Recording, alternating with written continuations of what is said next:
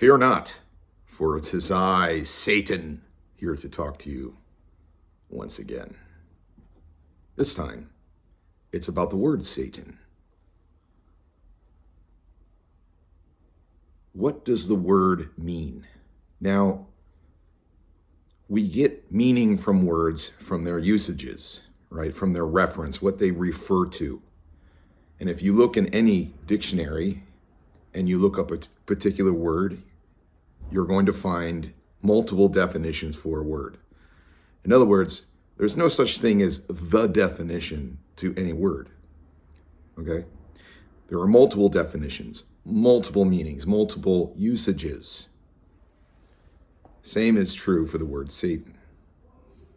Now, historically, if we go way back to the quote-unquote Old Testament or the Jewish Tanakh, we find that Satan is not used, at least according to biblical, at least modern scholarship.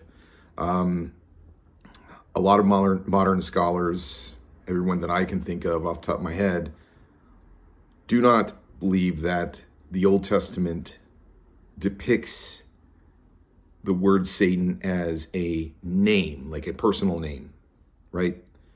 It is a title, like when you go to a courthouse, you have a judge or your honor, those are titles, or a DA, a district attorney, right? Satan is also used as a verb, right? So you can Satan someone, right? You can rebel. And that's actually how it's used in the Old Testament. It is rebellion, adversary, accuser, opposer, one who lobs obstacles. So for some examples, Numbers 22 through 32, an angel of the Lord acts as an adversary, right? A Satan, he is Sataning somebody, against Balaam, which is Balaam. I'm just spelling that out because I don't know if I'm pronouncing that correctly. In 1 Samuel 29, verse 4, we see the Philistines fear that David will be an adversary or a Satan to them. In other words, he will oppose them. He will lob obstacles in their way. 2 Samuel chapter 19, verse 22, the son of, I want to say Zariah, but I'm not sure if that's correct. It's Zeruiah, act as adversaries against David. Okay, they act as Satans against David. 1 Kings 5:4, Solomon is told there are no adversaries, no Satans against him at the start of his reign. 1 Kings 11, chapter 11, verse 14, 23, and 25. God raises up Hadad and Rezon as adversaries against Solomon. So as Satans, they are Sataning Solomon. Let me see. Okay, 1 Chronicles 21, verse 1.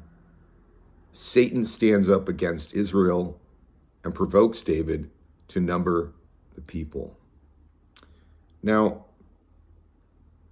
Jews see Satan as, when they are talking about an angel or somebody who works for God, right? That's what they're using the term.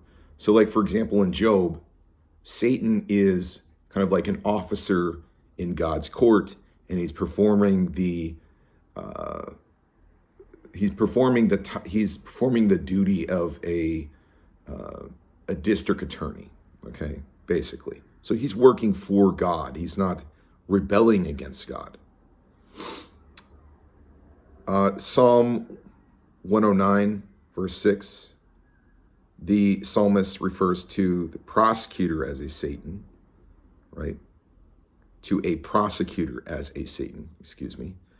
So we see here that, again, Satan can be used to refer to someone who is a prosecutor, who is an adversary.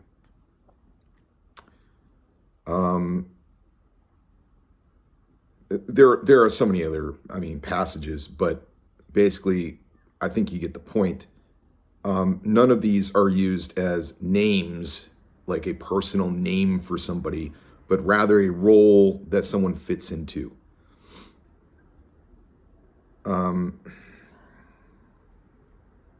So the word Satan in Hebrew is a Hebrew word that means adversary or accuser, and was used in a general sense for any opponent.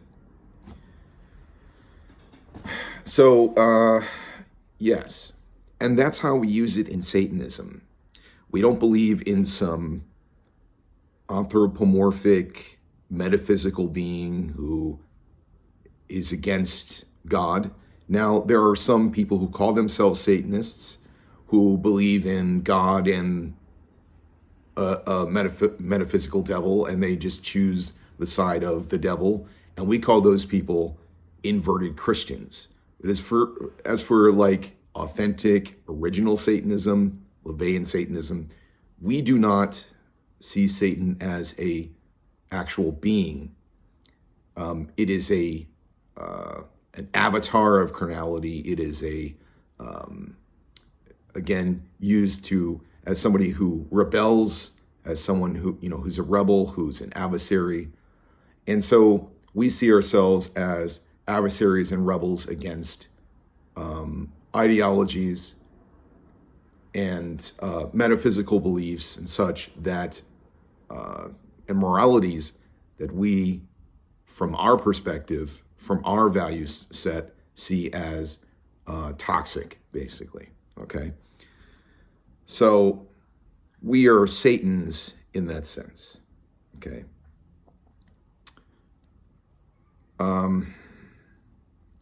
It wasn't until later on, and I think most scholars, and I'm not claiming to be an expert on this subject of the word Satan, but my specialty is philosophy, mainly metaethics, right? But I've read quite a bit on this subject, and it seems like the bulk of modern scholarship thinks that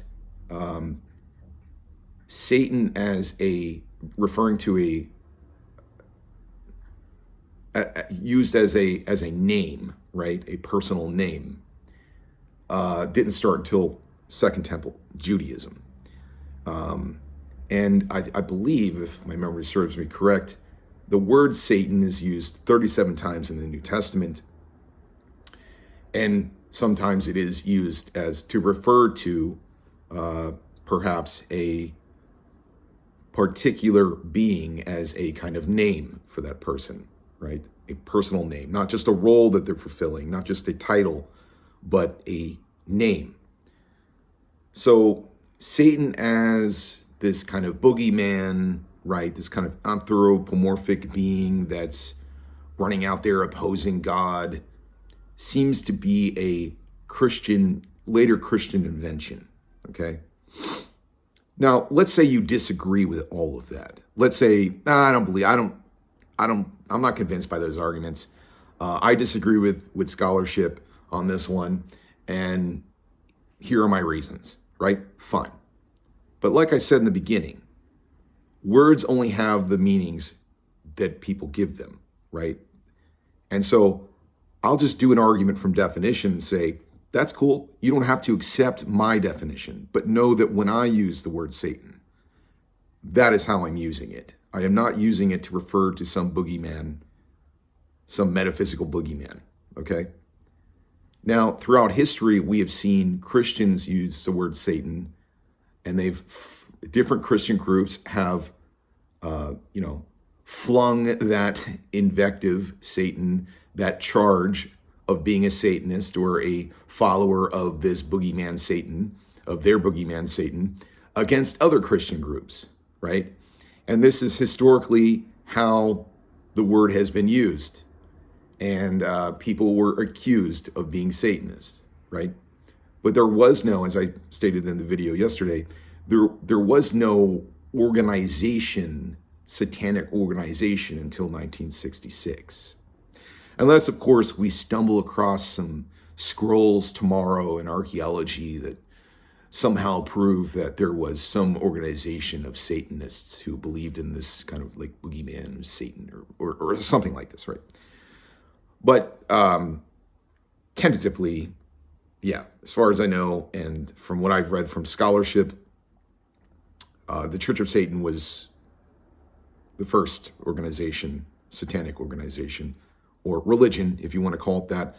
I'm kind of iffy on whether it's really a religion or if it's really more of a philosophy, because it's certainly not a theology, right? There's, so yeah, yeah, that's pretty much all I wanted to say. I wanted to clarify what the word Satan means and give you just a little backstory on how it was used and how it's been used, right? Look at the Salem witch trials, where people were accused of being witches, which basically, if you call someone a witch, you're basically saying, as a Christian, that they're working for the devil. They're in league with Satan, this boogeyman, right? And so it's been a way to smear people and to, to accuse them of being in league with your enemy, basically, okay? So when they disagree with you, using this smear word is a way of doing it, a way of doing in harm, right? A way of slandering your enemies. And if you look at the word diablo, right, which is diablos used in the New Testament also, it basically means slanderer. And what is a slanderer? A slanderer is someone who tells falsehoods about somebody to harm their reputation, right?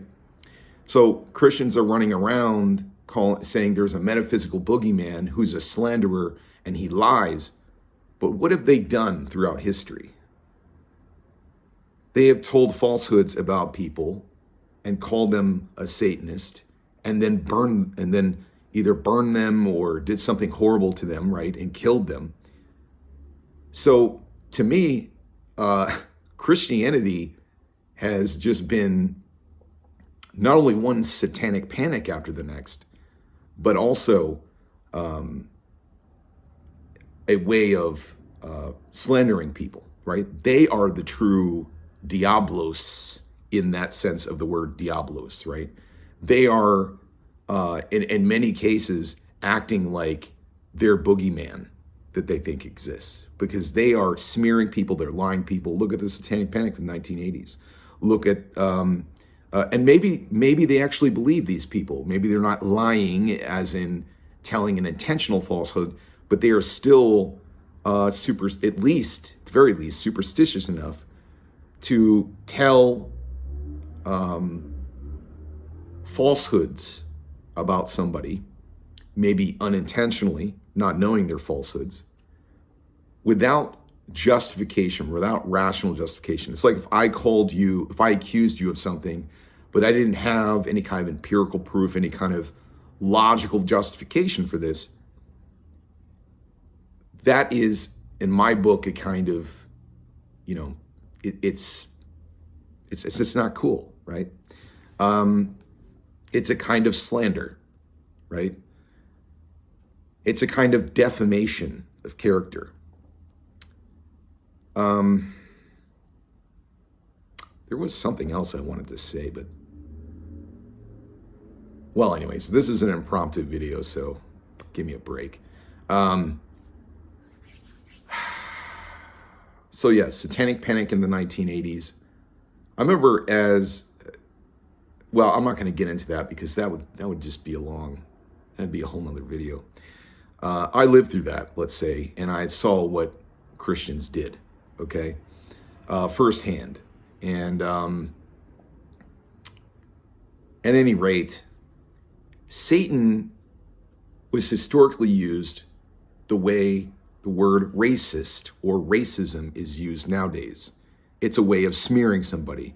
You call someone a racist, accuse them of racism, And now they become now anything pretty much, according to some people, becomes justified. So you can do things people believe that they can, are justified in doxing that person or harassing that person in some way because they are a R word, right? This was similar to how the word or the accusation of Satanism was used throughout Christian history. So I guess you could say the R word is the new S word, right? But in any case, and of course, there were other words that could fit into this category, which I'm not going to say for terms of service reasons, but you can use your imagination. Anyways, until next time.